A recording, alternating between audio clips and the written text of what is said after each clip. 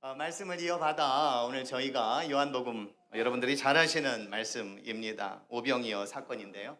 오병이어 사건은 공간복음에 다 나오는 그런 이야기입니다. 내용을 보면 대동소이합니다.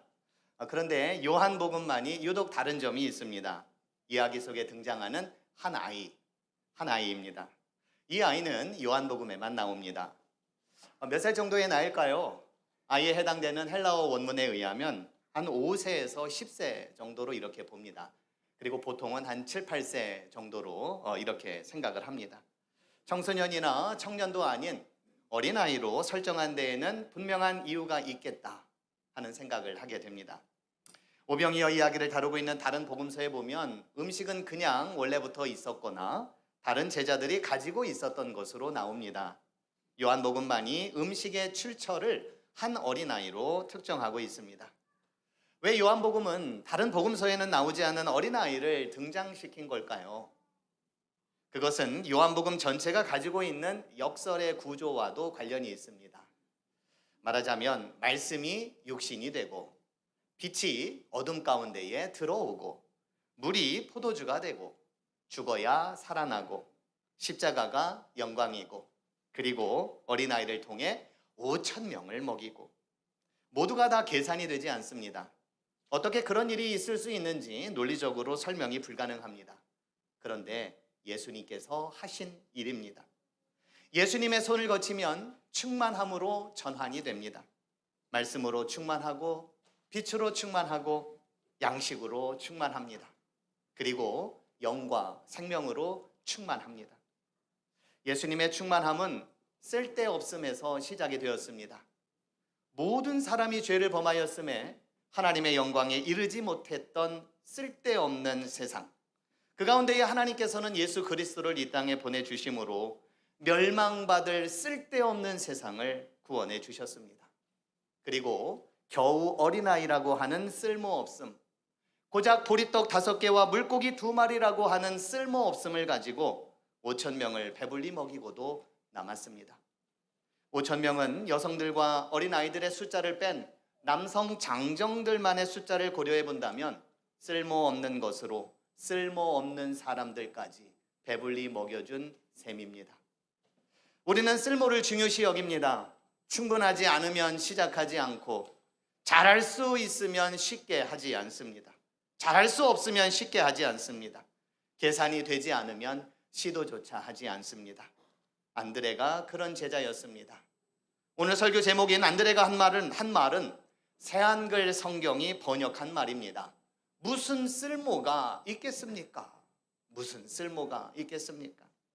안드레의 관점에서 보리떡 5개와 물고기 2마리는 양적으로 계산해 볼 때에 쓸모가 없어 보였습니다. 아이가 가지고 있었던 보리떡은 낮은 등급의 음식으로 가난한 자의 양식이자 사회적으로 보잘것없는 음식이었기에 쓸모가 없어 보였습니다.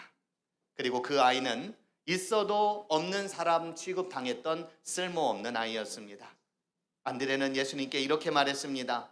여기에 어린아이가 하나 있는데 보리떡 5개와 작은 물고기 2마리를 가지고 있습니다. 그러나 이것이 어떻게 많은 사람에게 무슨 쓸모가 있겠습니까? 안드레는 쓸모없다는 판단을 내리고 안 될 것까지 미리 예상하며 예수님의 역할을 제한하고 있습니다.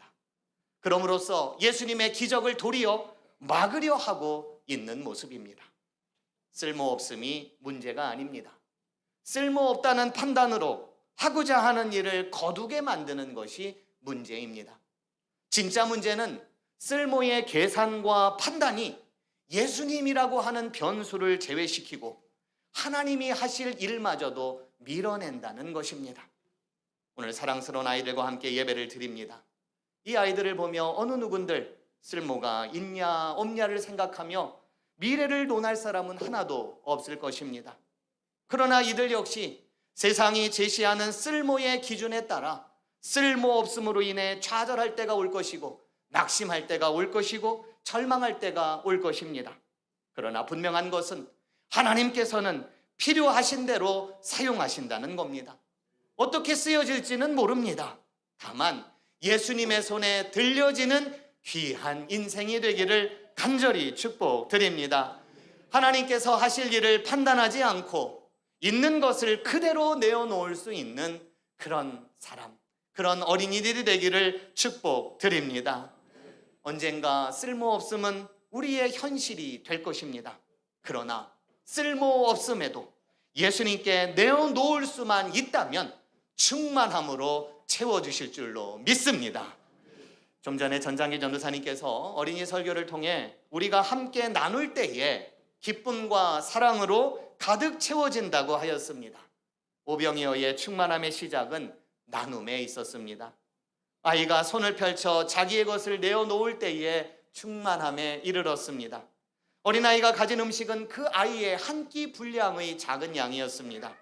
매우 적은 양입니다. 그러나 그것이 충만함에 이르렀습니다. 충만함은 많은 소유에서 나오지 않았습니다.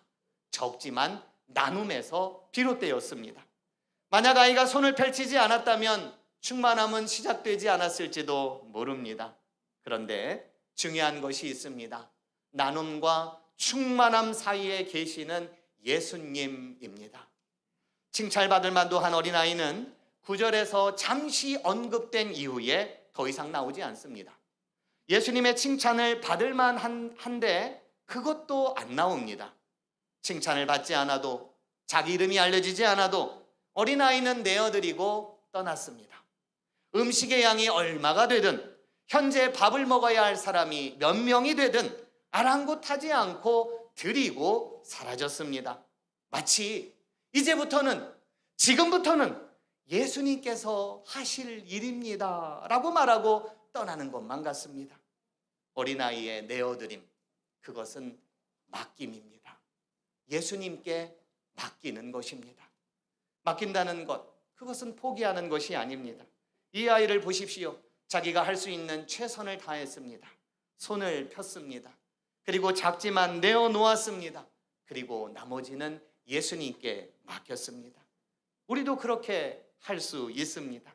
지금 손에 있는 것, 부담스러운 것, 어려운 것, 힘든 것, 괴로운 것 다 내려놓고 예수님께 맡기는 겁니다. 하나님, 예수님, 주님께 맡깁니다.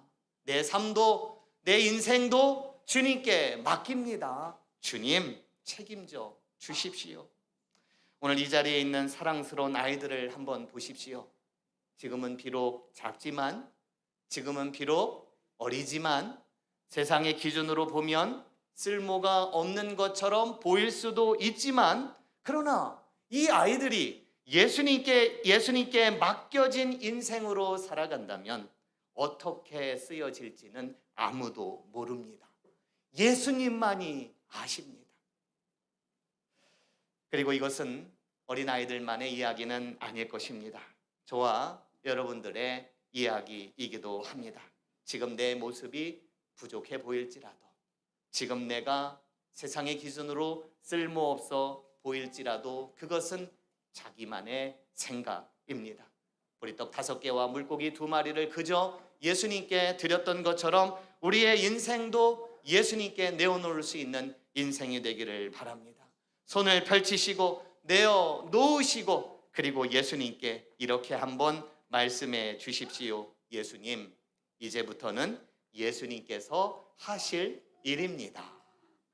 한번 따라해 볼까요? 같이 하겠습니다. 예수님, 이제부터는 예수님께서 하실 일입니다. 아멘. 안드레는 물었습니다. 무슨 쓸모가 있겠습니까? 그러나 그 아이는 묻지 않았습니다. 그냥 드렸습니다. 그리고 사라졌습니다. 나눔과 충만함 사이에는 오직 예수님만이 계셨습니다. 예수님이 하셨습니다. 쓸데없음이 충만함이 되었습니다. 예수님의 손에 들려진다면, 우리의 인생도 예수님 손에 들려진다면, 우리 어린 아이들의 인생도 예수님 손에 들려진다면 그것으로 충분할 것입니다. 기도하시겠습니다.